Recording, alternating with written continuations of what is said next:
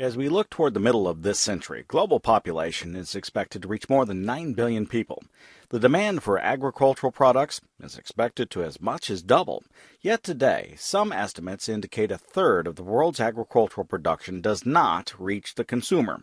Now, clearly, preserving what is already grown is fundamental to feeding the world and to making the most of the land, water, and energy already used to grow crops. The ADM Institute for the Prevention of Post-Harvest Loss at the University of Illinois is a newly established collaboration between the university and Archer Daniels Midland Company.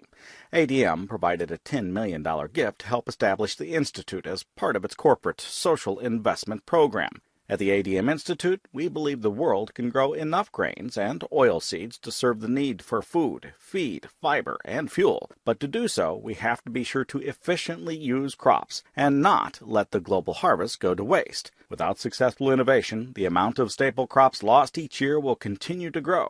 One component of the initial work of the ADM Institute has focused on documenting and visualizing these trends. The ADM Institute commissioned a project completed by InnovoSoy to combine animation and visualization. This sophisticated tool is in development to provide decision-makers a more informed understanding of loss.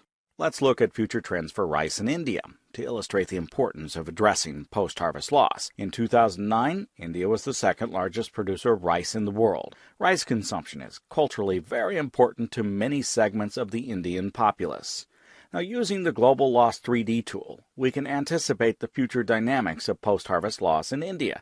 As shown by the growing green bar above India, post-harvest losses of rice are expected to continue to grow, reaching 28 million metric tons by 2030. 28 million metric tons is a large number. How large? Well, as indicated by the red bar over the Philippines, that loss is expected to exceed the entire production of rice in that nation in 2030.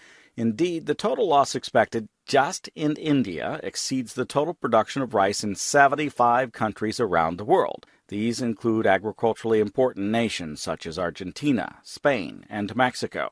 But opportunity is embedded in finding solutions to these problems. Effective steps to reduce post-harvest loss can materially expand available food supplies.